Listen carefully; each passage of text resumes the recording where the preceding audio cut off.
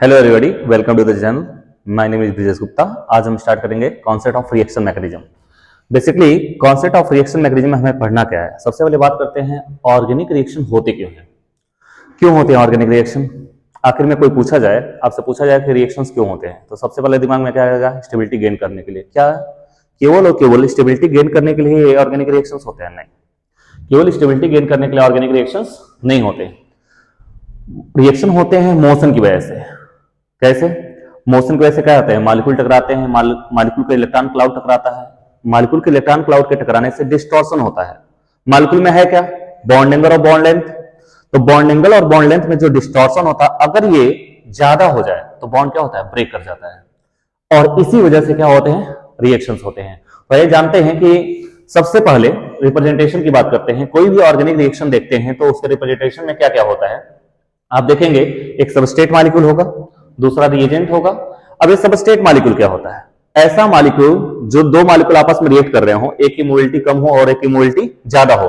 तो जिसकी मोबिलिटी कम हो उसको बोलते हैं क्या? सबस्ट्रेट। जिसकी मोबिलिटी हाई हो उसको बोलते हैं रिएजेंट। बेसिकली सबस्ट्रेट मॉलिक्यूल उनको बोलते हैं जिस पर अटैक होता है, बीइंग अटैक्ड। और रिएजेंट मॉलिक्यूल बेसिकली क्या होते हैं? Attacking species. क्या होते हैं? Attacking species. अब हमारे कोर्स में अटैकिंग स्पीसीज के नाम पर हमें क्या मिलेगा? कोई इलेक्ट्रोफाइल हो सकता है, कोई इलेक्ट्रोफाइल हो सकता है, कोई न्यूक्लियोफाइल हो सकता है,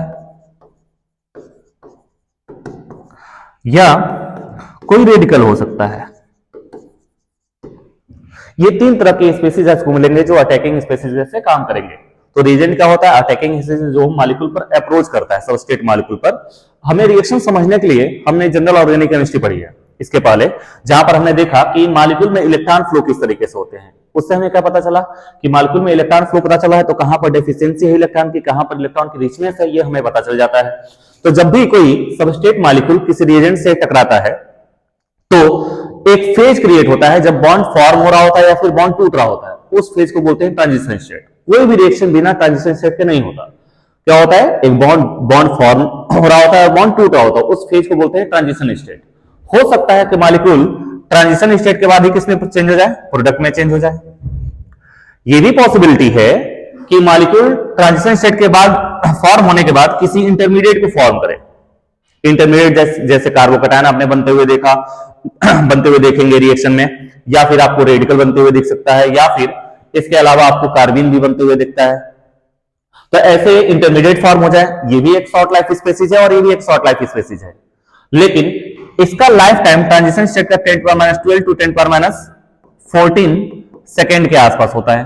ठीक है ना? अगर इंटरमीडिएट की बात की जाए तो इसका माइक्रो सेकेंड में होता है लाइफ टाइम।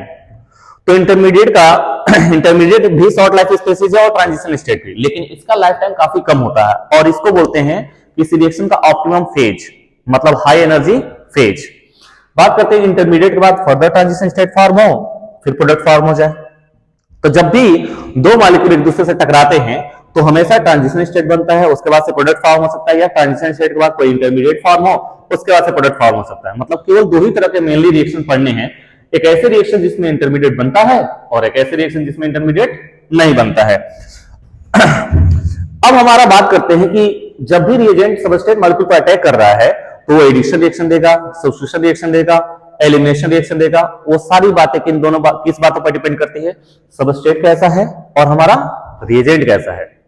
सपोज कीजिए सबस्ट्रेट में पाई बॉन्ड नहीं है, सबस्ट्रेट मॉलिक्यूल में कोई भी पाई बॉन्ड नहीं है, चाहे पोलर पाई बॉन्ड हो या फिर नॉन पोलर पाई बॉन्ड हो, तो कभी भी एडिशन रिएक्शन नहीं हो सकते।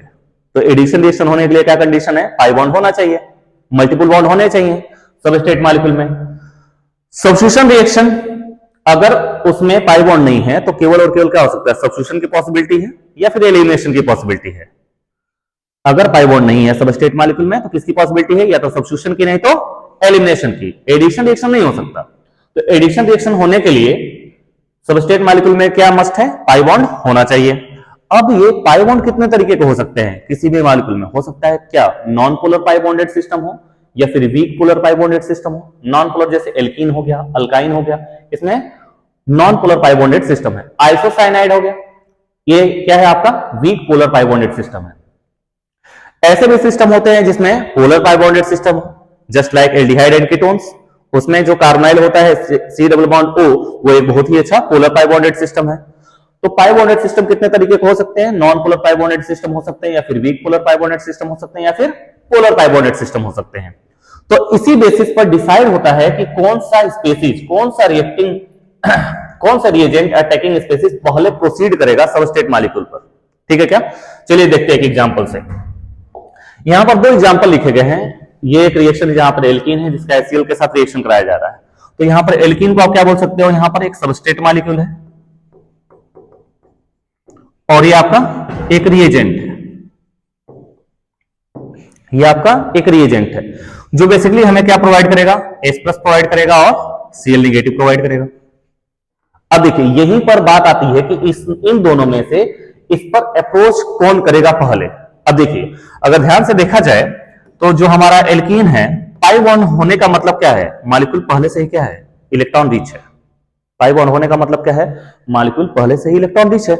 मतलब अगर इन दोनों में कंपटीशन की बात है कौन पहले अप्रोच करेगा, तो ये बताइए, ये ऑलरेडी इलेक्ट्रॉन रिच है, Cl नेगेटिव एक न्यूक्लियोफाइल है, ऑलरेडी इलेक्ट्रॉन रिच है, ये अगर इसके पास अप्रोच करेगा पहले तो ये क्या करेगा, चलो भगो यहां से, मेरे पास ऑलरेडी इलेक्ट्रॉन डेंसिटी है, तुम मुझे इलेक्ट्रॉन देने आ रहे हो। तो पहले कौन अप्रोच करना चाहेगा, इलेक्ट्रोफाइल अप्रोच करना चाहेगा, और इलेक्ट्रोफाइल यहां पर क्या है, H+ है। तो यहां पर ये एक non polar pi bonded system है, तो पहले अप्रोच कौन कर रहा है, एक इलेक्ट्रोफाइल अप्रोच करेगा। जैसे अब यहां पर अप्रोच करने के लिए हमने जनरल ऑर्गेनिक केमिस्ट्री पढ़ रखी है, इलेक्ट्रोमेरिक इफेक्ट पढ़ रखा है कि ये क्या है, plus I effect, plus I group है। ठीक है ना, तो प्लस आई ग्रुप है तो ये फ्लो ऑफ इलेक्ट्रॉन किधर की तरफ है, लेफ्ट टू राइट की तरफ। मतलब पाई बॉन्ड जब भी टूटना चाहेगा वो या तो इधर नहीं तो इधर, तो बेसिकली ज्यादा चांसेस किधर है, वो इस तरफ शिफ्ट होना चाहेगा क्योंकि इलेक्ट्रॉन डेंसिटी क्या है, इधर फ्लो कर रही है। अब बात आती है कि H+ अगर अटैक करता है तो पाई इलेक्ट्रॉन इसको दिया जाएगा, क्या फॉर्म हो जाएगा बेटा, CH3 CH3 पॉजिटिव। क्यों यहीं पर H जुड़ा, क्योंकि इन दोनों कार्बन को अगर कंपेयर करेंगे आप, ये भी एक sp2 कार्बन है और ये भी एक sp2 कार्बन है। याद कीजिए इलेक्ट्रोमेरिक इफेक्ट, उसमें हम क्या कहते थे, किसी के अटैकिंग स्पेसिस की वजह से पाई इलेक्ट्रॉन की शिफ्टिंग होती है। अब पाई इलेक्ट्रॉन शिफ्ट हो रहा है तो इस कार्बन पे भी शिफ्ट हो सकता है, इस कार्बन भी शिफ्ट हो सकता है। दोनों ही कार्बन में से इस कार्बन पे इलेक्ट्रॉन डेंसिटी आ रही है, मतलब इसकी इलेक्ट्रोनेगेटिविटी क्या हो रही है, कम हो रही होगी, जबकि इस पर कोई ऐसा प्लस आई ग्रुप नहीं लगा हुआ है, इसलिए ये कार्बन ज्यादा इलेक्ट्रोनेगेटिव है as compared to this one, इसलिए पाई इलेक्ट्रॉन इधर को शिफ्ट होना चाहेगा ना कि उधर को। मतलब पाई इलेक्ट्रॉन की shifting generally more electronegative atom की तरफ होता है जब भी कोई अटैकिंग स्पीशीज प्रोसीड करता है, इसीलिए इसकी पॉसिबिलिटी ज्यादा है। ऐसा नहीं कह सकते कि H+ यहां चला जाए, जा सकता है, जा सकता है, लेकिन उसकी पॉसिबिलिटी क्या है, कम है। तो यहां पर सिलेक्टिविटी की बात होने लगी, मेजर माइनर की बात होने लगी, इसका मतलब इस रिएक्शन में सिलेक्टिविटी आ रही है, इसका मतलब ये स्टीरियो रेजियो सेलेक्टिव है। जब भी किसी रिएक्शन में मेजर माइनर का केस पोजीशन की वजह से आने लगे तो बोलते हैं रिएक्शन क्या है, रेजियो स्पेसिफिक है, मतलब पोजीशन स्पेसिफिक है। अब यहां पे बात करते हैं, कार्बोटाइन फॉर्म हो गया, Cl नेगेटिव फिर अटैक कर रहा है यहां पर, CH3 CH Cl CH3, इस तरह से ये रिएक्शन को प्रोसीड करता हुआ हम देखते हैं। इसमें एक पाई बॉन्ड था, सबसे पहले अप्रोच किसका हुआ, इलेक्ट्रोफाइल का, न्यूक्लियोफाइल का अप्रोच नहीं होगा। तो non polar pi bonded system में जनरली पहले अप्रोच किसका होता है, इलेक्ट्रोफाइल का अप्रोच होता है, ना कि न्यूक्लियोफाइल का। इस रिएक्शन को देखा जाए तो यहां पर हमें ये HCN से क्या मिलेगा, H+ मिलेगा और Cn नेगेटिव मिलेगा। तो याद देखते हैं कि कौन पहले अप्रोच करना चाहेगा। चलिए एक एक अप्रोच करते हैं। सबसे पहले मैं इलेक्ट्रोफाइल को ही देता हूं। अगर H+ पहले प्रोसीड करता है तो इसकी ये H+ किसके पास जाना चाहेगा, H+ किसके पास जाना चाहेगा, H+ जाना चाहेगा जो इसको इलेक्ट्रॉन दे सकता हो। इलेक्ट्रॉन देने की एबिलिटी सबसे ज्यादा किसके पास है, ऑक्सीजन के पास, ये इलेक्ट्रॉन दे सकता है। तो जब इलेक्ट्रोफाइल अप्रोच करेगा तो कहां पे अप्रोच करेगा, ऑक्सीजन के पास। तो हमारा जो कंपाउंड फॉर्म होता है वो ये है OH प्लस दिस वन। हम जानते हैं कि ऑक्सीजन पे पॉजिटिव चार्ज किसी इलेक्ट्रोनेगेटिव एटम पे पॉजिटिव चार्ज बहुत ज्यादा स्टेबल तो होता नहीं है, तो ये पाई इलेक्ट्रॉन कहां शिफ्ट हो जाएगा, ऑक्सीजन पर, जिससे पॉजिटिव चार्ज किस पर आ जाए, आपका कार्बन पर। हमने ये देखा, हम यहाँ डिसाइड करना चाहते हैं कि H प्लस पहले प्रोसीड करेगा या फिर से, क्योंकि यहाँ पर पोलैरिटी है पाई बॉन्ड में, तो यहाँ पर ये इलेक्ट्रॉन डेफिशिएंट, मतलब दोनों ही अप्रोच कर सकते हैं। हम जानना चाहते हैं बेस्ट अप्रोच क्या है, कि H प्लस का जाना पहला बेस्ट अप्रोच है या फिर Cn नेगेटिव का पहले अप्रोच करना ज्यादा बेस्ट अप्रोच है। चलिए देखते हैं। जब H प्लस में अटैक किया तो हमारा इंटरमीडिएट ये फॉर्म हो रहा है। चलिए पहले आप Cn माइनस को अप्रोच कराकर देखते हैं कि क्या होता है। अगर Cn नेगेटिव अप्रोच करता है तो कहां पर अप्रोच करेगा बेटा जी? इलेक्ट्रॉन डेफिशिएंट कार्बन पर, ठीक है ना। तो जैसे ही अप्रोच करेगा पाई बॉन्ड कहां शिफ्ट हो जाएगा आपका? ऑक्सीजन पर, क्योंकि कार्बन 4 ही बॉन्ड बना सकता है, 5 बॉन्ड तो बना नहीं सकता। जैसे अप्रोच करेगा तो हमारा इंटरमीडिएट ए फॉर्म हो जाएगा। अब आप डिसाइड कीजिए कि ये इंटरमीडिएट ज्यादा अच्छा है, ये अप्रोच ज्यादा अच्छा है, या पहले वाला अप्रोच ज्यादा अच्छा है। अगर ध्यान से देखा जाए, ये अप्रोच, इस अप्रोच में जो इंटरमीडिएट फॉर्म हो रहा है, इस इंटरमीडिएट को देखिए, और इसमें जो इंटरमीडिएट फॉर्म हो रहा है उसको देखिए। इन दोनों में क्या है? बेसिक सा डिफरेंस है। यहां देखेंगे तो इस कार्बन का ऑक्टेट कंप्लीट नहीं है, जबकि यहां देखिए हर एक एटम का क्या है? ऑक्टेट कंप्लीट है। ज्यादा अच्छा अप्रोच कौन है? Cn नेगेटिव अटैक, क्योंकि इंटरमीडिएट क्या मिल रहा है? ज्यादा स्टेबल मिल रहा है। अब यहां पर एक चीज सीखने को मिली हमें, क्या?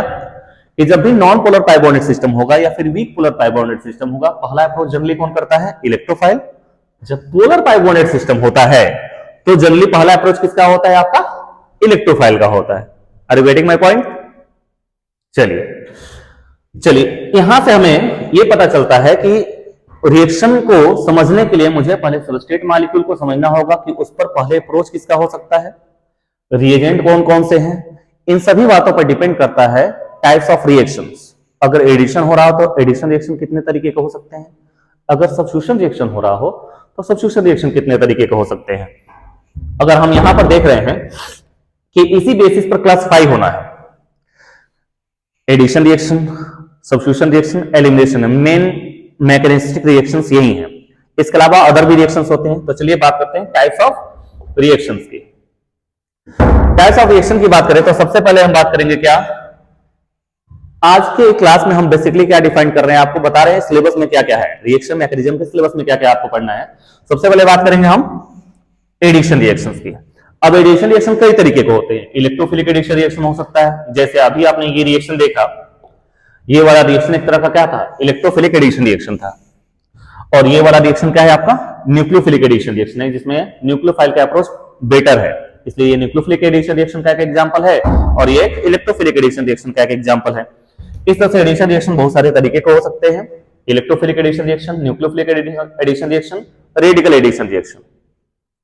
इसी तरह से सब्स्टिट्यूशन रिएक्शन होता है, एक मॉलिक्यूल अप्रोच कर रहा है तो दूसरा कोई बॉन्ड टूट के निकल जा रहा है, तो इसको बोलते हैं क्या, किसी के आने की वजह से कोई और निकल जाए। इलेक्ट्रोफाइल आ रहा है तो कोई सबस्ट्रेट मॉलिक्यूल में से कोई पार्ट एज ए इलेक्ट्रोफाइल क्या हो जाए, निकल जाए वापस, तो उसको बोलेंगे इलेक्ट्रोफिलिक सब्स्टिट्यूशन रिएक्शन। कोई न्यूक्लियोफाइल अप्रोच कर रहा है, कोई न्यूक्लियोफाइल के फॉर्म में निकल जाए, उसको बोलेंगे न्यूक्लियोफिलिक सब्स्टिट्यूशन रिएक्शन। कोई रेडिकल आ रहा है, कोई रेडिकल निकल रहा है, इसको रेडिकल सब्स्टिट्यूशन रिएक्शन। आइए बात करते हैं इलेक्ट्रोफिलिक सब्स्टिट्यूशन रिएक्शन। जनरली आप देखेंगे बेंजीन और बेंजीन डेरिवेटिव्स में। इलेक्ट्रोफिलिक सब्स्टिट्यूशन जनरली कौन से देते हैं? बेंजीन, और बेंजीन डेरिवेटिव जितने भी हैं वो इलेक्ट्रोफिलिक सब्स्टिट्यूशन रिएक्शंस देते हैं। रेडिकल सब्स्टिट्यूशन रिएक्शन भी होते हैं, न्यूक्लियोफिलिक सब्स्टिट्यूशन रिएक्शन। सबसे ज्यादा इंपॉर्टेंट हमारे लिए है न्यूक्लियोफिलिक सब्स्टिट्यूशन रिएक्शन, क्योंकि ये ब्रॉड क्लासिफिकेशन के थ्रू आता है। बहुत सारे तरीके के क्या होते हैं? न्यूक्लियोफिलिक सब्स्टिट्यूशन रिएक्शन होते हैं। फॉर एग्जांपल देखिए बहुत सारे तरीके हैं। SN1 reaction, first order nucleophilic substitution reaction, second order nucleophilic substitution reaction, internal nucleophilic substitution reaction, SN2 prime that is allylic rearrangement reactions, SNNJP neighbouring group participation reaction, बहुत important reaction है ये। हम एक एक करके हर एक रिएक्शन के बारे में बात करेंगे, और उससे रिलेटेड जितने भी आपके कोर्स में चीजें हैं, जैसे इलेक्ट्रोफिलिक एडिशन रिएक्शन स्टार्ट किया तो हर एक बात इलेक्ट्रोफिलिक एडिशन रिएक्शन के रिस्पेक्ट में होगी। Plus through out the course जितने भी तरह के हर एक चैप्टर में इलेक्ट्रोफिलिक एडिशन रिएक्शन कुछ ना कुछ होते हैं, तो हर एक इलेक्ट्रोफिलिक एडिशन रिएक्शन को हम एक साथ देखते हुए चलेंगे। सबसे पहले जब भी बात होगी इलेक्ट्रोफिलिक एडिशन रिएक्शन की, तो हर एक बात होगी उसकी काइनेटिक्स किस बात पर डिपेंड करती है, स्टीरियो सिलेक्टिव है कि नहीं, रेडियो सिलेक्टिव है कि नहीं, तो हर एक मैकेनिस्टिक अप्रोच की बात हम करेंगे। उसके बाद से हर एक पार्टिकुलर रिएक्शन जो भी इलेक्ट्रोफिलिक एडिशन रिएक्शन है, आपके कोर्स में, उसकी बात करेंगे। चलिए ध्यान दे दीजिए।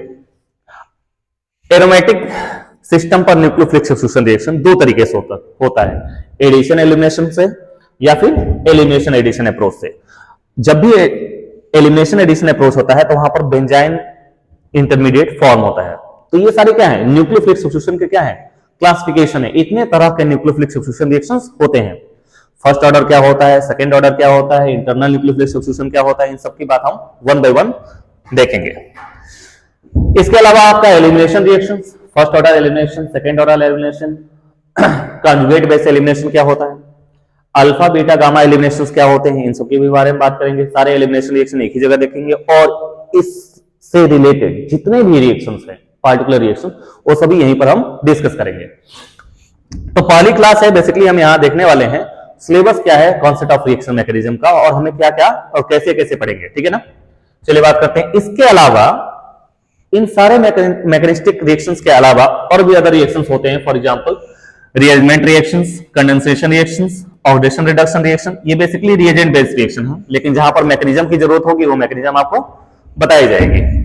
Isomerisation reaction, polymerisation reactions, pericyclic reactions. हाँ, पेरिसाइक्लिक रिएक्शन नाम नहीं होगा, लेकिन कुछ कोर्स में ऐसे रिएक्शंस है जो बेसिकली पेरिसाइक्लिक रिएक्शंस होते हैं, जो ऐसे रिएक्शन जो केवल लाइट या फिर हीट से प्रोसीड कर जाते हैं, कोई अदर रिएजेंट की जरूरत नहीं होती है। ऐसे रिएक्शन को क्या बोलते हैं, पेरिसाइक्लिक रिएक्शंस। बोलो भाई, सही है क्या। तो चलिए स्टार्ट करते हैं। जो हमारा पहला रिएक्शन था वो था इलेक्ट्रोफिलिक एडिशन रिएक्शन, है ना। इलेक्ट्रोफिलिक एडिशन रिएक्शन, पहले तो बात करें किस तरीके के मॉलिक्यूल इलेक्ट्रोफिलिक एडिशन रिएक्शन देते हैं। तो ऐसे मॉलिक्यूल जिसमें non polar pi bonded system हो या फिर weak polar pi bonded system हो, ऐसे मॉलिक्यूल जनरली क्या देते हैं, आपका इलेक्ट्रोफिलिक एडिशन रिएक्शन देते हैं। जैसे एल्कीन हो गया, अल्काइन हो गया, डाइईन हो गया, आइसोसाइनाइड हो गया, ये जो होते हैं आपके ऐसे molecule generally weak polar pi bonded system molecule या फिर non polar pi bonded system molecule आपके इलेक्ट्रोफिलिक एडिशन रिएक्शन देते हैं। चलिए एक रिएक्शन देखते हैं, electrophilic addition reaction general reaction है। एक एल्कीन लेता हूं मैं और इलेक्ट्रोफाइल न्यूक्लियोफाइल कोई रिएजेंट ले लेता हूं। ये आपका रिएजेंट है और ये आपका है सबस्ट्रेट मॉलिक्यूल।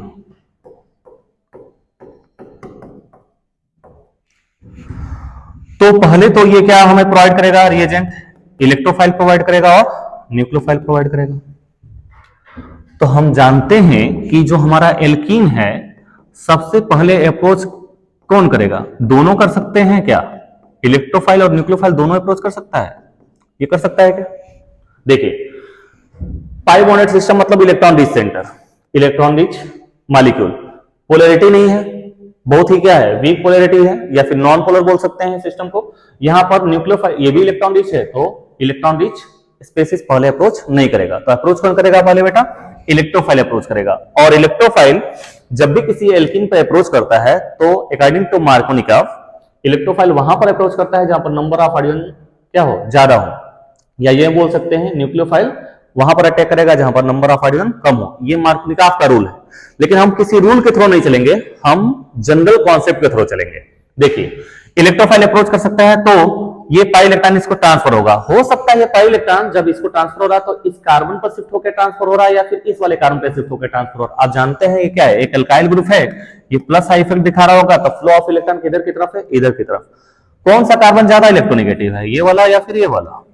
ये भी एक sp2 कार्बन है और ये भी आपका क्या है, एक sp2 कार्बन है।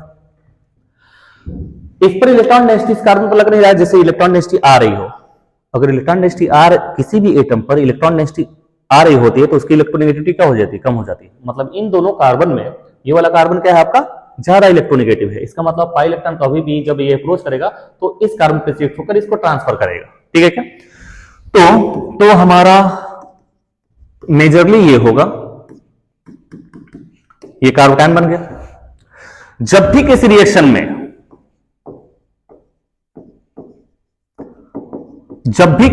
में कार्बोकैन का फॉर्मेशन होता है तो it can rearrange to form more stable carbocation. जब भी किसी रिएक्शन में 2 कार्बोकैटायन का फॉर्मेशन होता है तो वो कार्बोकैटायन क्या कर सकता है, रीअरेंज कर सकता है।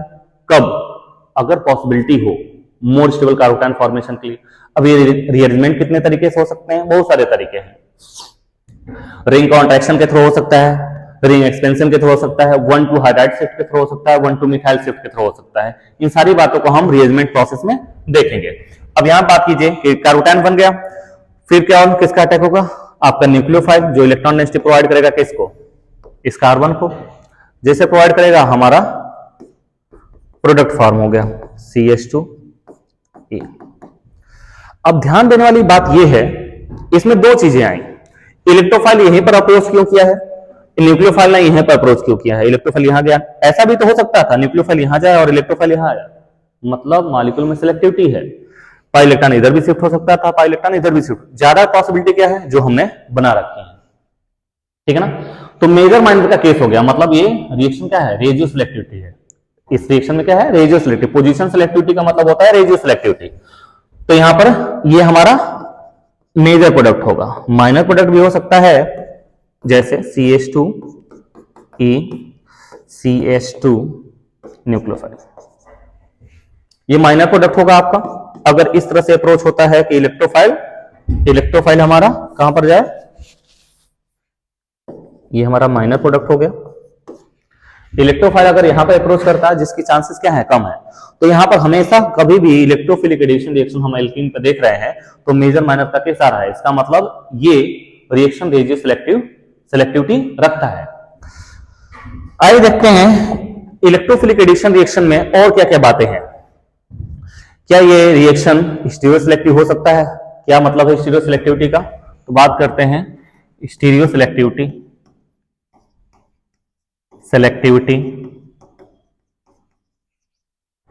इन इलेक्ट्रोफिलिक एडिशन रिएक्शन। ध्यान से देखिए, हर एक बात इलेक्ट्रोफिलिक एडिशन रिएक्शन के बारे में यहां पर की जा रही है। देखिए, यही हमारा जो कार्बोकैटायन बना था उसी को ले लेते हैं, CH2E। ये हमारा कार्बोकैटायन बना था। अब जानते हैं कार्बोकैटायन है तो ये क्या है? sp2 आ जाएगा। sp2 हाइब्रिडाइज होता है ट्राइगोनल प्लेनर ज्योमेट्री होती है। थोड़ा देखिएगा, मैं इसको ऐसे बना देता हूं। ये कार्बन हो गया, ये हाइड्रोजन ऐसे है, ये आपका R इस तरीके से है और ये आपका CH2E है। ट्राइगोनल प्लेनर है तो मैं ऐसे रखता हूं मॉलिक्यूल को, ठीक है ना। आप जानते हैं कार्बोकैटायन है तो इसके पास क्या है? एक empty p orbital, empty p orbital, ठीक है ना। तो न्यूक्लियोफाइल जब अप्रोच कर रहा होगा उस कार्बन पे तो उसके पास दो पाथ है। ये ऊपर से भी अटैक कर सकता था और नीचे से भी, क्योंकि मॉलिक्यूल प्लेनर है इस तरह से है तो p ऑर्बिटल के लोग ऊपर भी है और नीचे भी है। तो न्यूक्लियोफाइल ऊपर से भी प्रोसीड कर सकता था और नीचे से भी प्रोसीड कर सकता है। तो यहां पर दोनों के चांसेस क्या है? 50-50% है। सपोज कीजिए जो ये कार्बोकैटायन बना ये प्रोकैरल है। What do you mean by prochiral carbocation? ऐसे कार्बोकैटायन जिससे तीनों ग्रुप क्या हो? अलग अलग हो। ये तीनों ग्रुप क्या हो? अलग अलग हो। ऐसे कार्बोकैटायन को क्या बोलते हैं? प्रोकैरल कार्बोकैटायन। अगर ये न्यूक्लियोफाइल अप्रोच करेगा, अगर ये न्यूक्लियोफाइल अप्रोच करता है तो 2 तरह के प्रोडक्ट बन सकते हैं अगर वो कार्बोकैटायन प्रोकैरल हो, क्योंकि जैसे ही अप्रोच करेगा कार्बन क्या हो जाएगा? कायरल। चारों ग्रुप अलग अलग हो जाएंगे।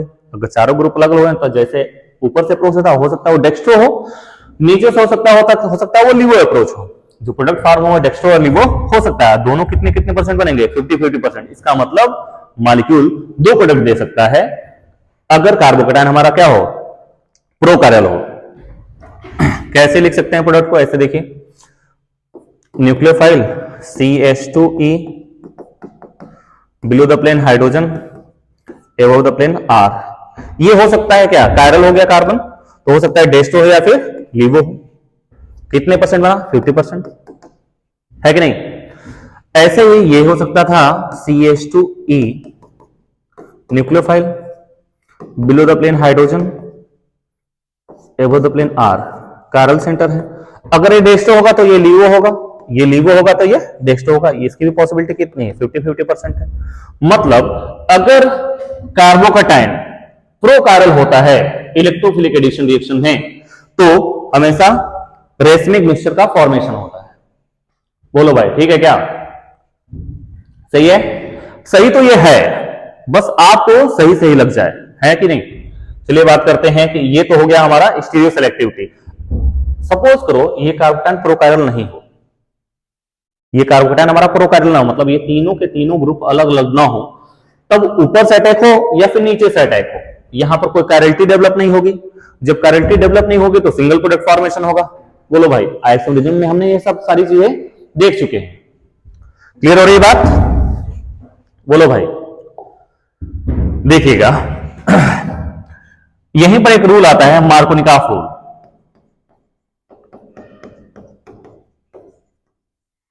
मार्कोनिकॉफ क्या कहते हैं? इलेक्ट्रोफाइल वहां पर अप्रोच करता है जहां पर कार्बोकैटायन, जहां पर हाइड्रोजन क्या हो, ज्यादा हो। जैसे HCl CH double bond CH2, एक रिएक्शन लिखता हूं HCl, ये एक इलेक्ट्रोफिलिक एडिशन रिएक्शन का एग्जांपल है। अकॉर्डिंग टू मार्कोनिकॉफ ये कहते हैं कि रिएजेंट का इलेक्ट्रोफिलिक पार्ट वहां पर अटैक करता है जहां पर नंबर ऑफ हाइड्रोजन ज्यादा हो, और न्यूक्लियोफिलिक पार्ट वहां पर अटैक करता है जहां पर नंबर ऑफ हाइड्रोजन कम हो। मतलब अकॉर्डिंग टू मार्कोनिकॉफ H+ वहां लगेगा जहां पर नंबर ऑफ हाइड्रोजन ज्यादा हो, और Cl- वहां लगेगा जहां पर नंबर ऑफ हाइड्रोजन कम हो। लेकिन लेकिन लेकिन ये फेल भी हो सकता है। कब? जब कार्बोकैटायन रीअरेंज कर जाए। अगर कार्बोकैटायन रीअरेंज नहीं करता है और आपका एल्कीन क्या है, अनसिमेट्रिकल है,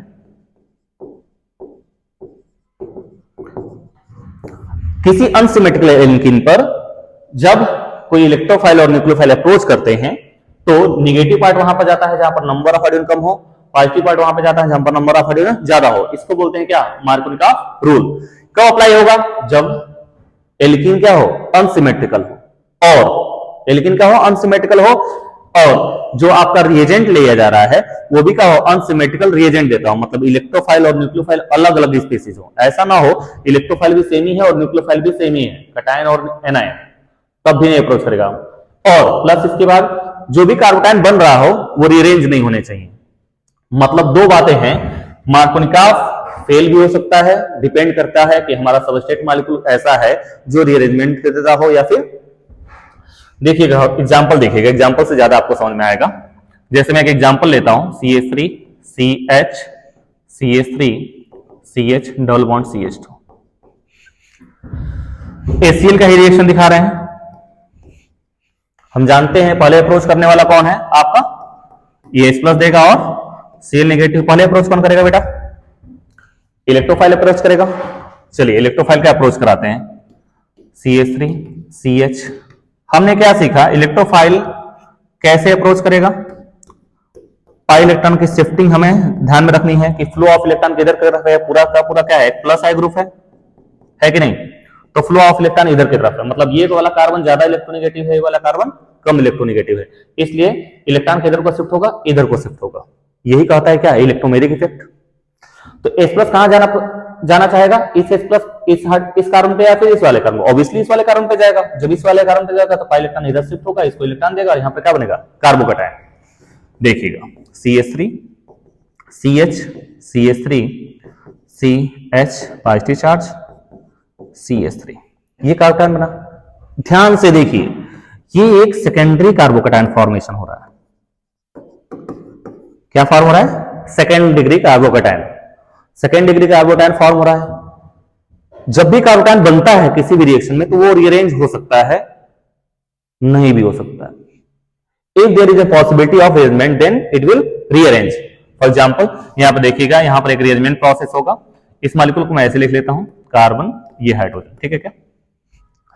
अगर ये बॉन्ड यहां शिफ्ट हो जाए, ये हाइड्रोजन इस इलेक्ट्रॉन डेंसिटी को लेकर यहां शिफ्ट हो जाता है, तो ये कार्बोकैटायन टर्सरी कार्बोकैटायन में चेंज हो जा रहा है। ये कार्बोकैटायन आपका टर्सरी कार्बोकैटायन है। ये कार्बोकैटायन ज्यादा स्टेबल है ऑब्वियसली, ये कार्बोकेटाइन ज्यादा स्टेबल है, इससे ज्यादा स्टेबल कार्बोकेटाइन है।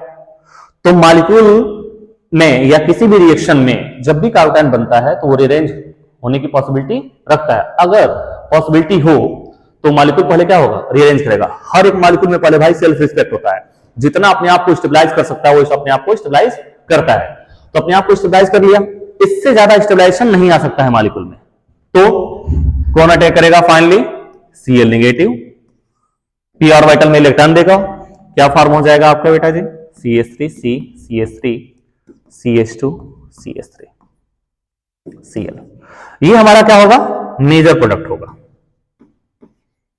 मतलब क्या निगेटिव पार्ट उस हाइड्रोजन पे गया क्या जिस पर नंबर ऑफ हाइड्रोजन कम है, नहीं।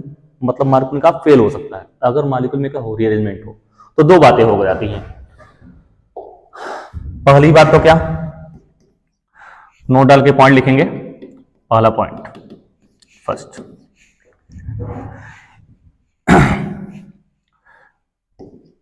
Carbocation intermediate formed in electrophilic addition reaction. ठीक है, जब भी कार्बोकेटाइन होता है तो it can rearrange if possible, it can rearrange if possible. अगर आप काइनेटिक्स की बात करें,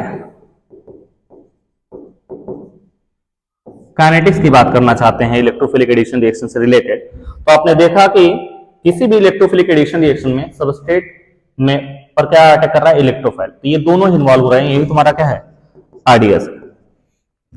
तो सबस्ट्रेट मॉलिक्यूल का कंसंट्रेशन भी इंपॉर्टेंट है और रिएजेंट मॉलिक्यूल का कंसंट्रेशन भी इंपॉर्टेंट है।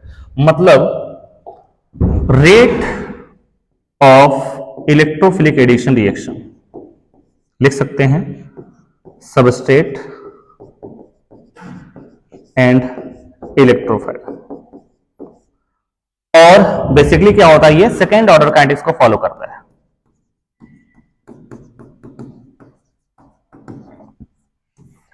First order with respect to substrate and first order with respect to electrophile. Clear है क्या इतनी बात?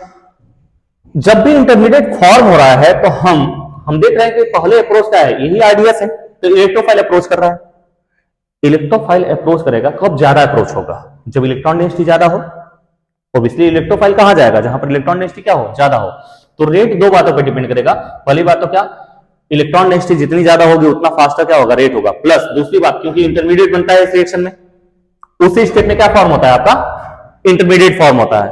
मतलब rate of electrophilic addition reaction और दो बातों पर डिपेंड करती है। किस बात पर, पाई इलेक्ट्रॉन डेंसिटी कितनी है, दूसरी बात कार्बोकेटाइन कितना ज्यादा स्टेबल बन रहा है।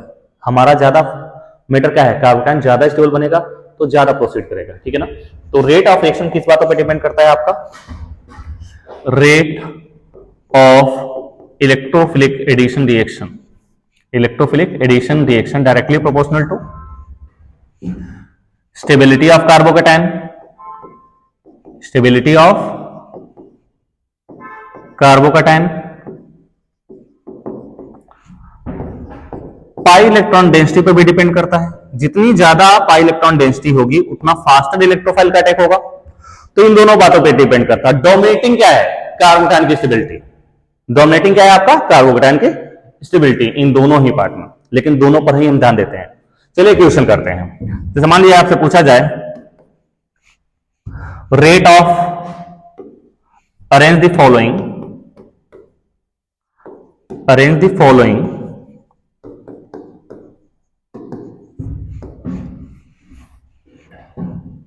in increasing order of electrophilic addition reaction, increasing order of electrophilic addition reaction। कुछ मॉलिक्यूल लेते हैं, let's say CH2 double bond CH2, ये एल्कीन है A, दूसरा एल्कीन है CH3 CH double bond CH2, तीसरा एल्कीन है आपका ये B हो गया, थर्ड एल्कीन है CH3 C CH3 double bond CH2। चलिए इन्हीं दोनों को कंपेयर करते हैं। तो चलिए प्रोसीड करते हैं कि कैसे बताएं। सपोज कि यहां पर इलेक्ट्रोफाइल दिया, इसको इलेक्ट्रोफाइल दिया, इसको इलेक्ट्रोफाइल दिया। ऑब्वियसली इसमें इलेक्ट्रोफाइल कहां जाएगा, यहां पर, इसमें इलेक्ट्रोफाइल कहां जाएगा, यहां पर, इसमें इलेक्ट्रोफाइल कहां जाएगा, यहां पर। इलेक्ट्रॉन डेंसिटी किसमें ज्यादा है, पहले इलेक्ट्रॉन डेंसिटी देख लेते हैं। ये भी एक प्लस आई ग्रुप है, ये भी एक, इसमें दो दो प्लस आई ग्रुप लगे हुए हैं। तो इस यहां पर पाई इलेक्ट्रॉन डेंसिटी ज्यादा है, यहां पर पाई इलेक्ट्रॉन डेंसिटी कम है, यहां पर पाई इलेक्ट्रॉन डेंसिटी उससे भी कम है। मतलब अभी तो यही पता चल रहा है इलेक्ट्रॉन डेंसिटी के बेसिस पर ये एल्कीन ज्यादा रिएक्टिव होगा for the electrophilic addition reaction. चलिए इलेक्ट्रोफाइल के बाद क्या बनता है उसको भी देख लेते हैं। CH2 पॉजिटिव, CH2E,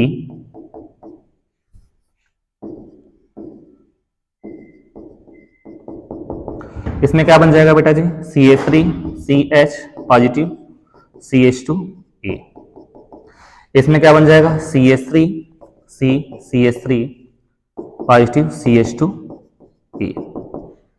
ध्यान से देखिए, बस आप देखिए पहले इलेक्ट्रॉन डेंसिटी में ज्यादा था, अभी जो कार्बन बना वो कार्बन क्या है, ज्यादा स्टेबल है। नंबर ऑफ अल्फा हाइड्रोजन आप जानते हैं, हाइपर कंजुगेशन, इसमें 6 अल्फा हाइड्रोजन है, 6 प्लस, अगर ये हाइड्रोजन ही होता इलेक्ट्रोफाइल तो 9 अल्फा हाइड्रोजन हो जाते हैं। यहां पर इलेक्ट्रोफाइल H प्लस होता तो 6 अल्फा हाइड्रोजन हो जाते हैं, और वैसे यहां पर क्या हो जाएंगे 3 अल्फा हाइड्रोजन होंगे। तो ऑब्वियसली हाँ, ये कार्बोकैटायन क्या है, ज्यादा stable, tertiary carbocation, secondary carbocation, primary carbocation. बोलो भाई, इतनी बात समझ में आई, बोलो हाँ या ना, सही है क्या। चलिए यहीं से हम आगे कंटिन्यू करेंगे नेक्स्ट क्लास में। एक पार्टिकुलर रिएक्शन, जितने भी इलेक्ट्रोफिलिक एडिशन रिएक्शन आपके कोर्स में है, जितने भी रीअरेंजमेंट प्रोसेस होते हैं, सबका एग्जांपल देखा जाएगा, है कि नहीं। चलिए आज के लिए इतना ही। Thank you for your cooperation.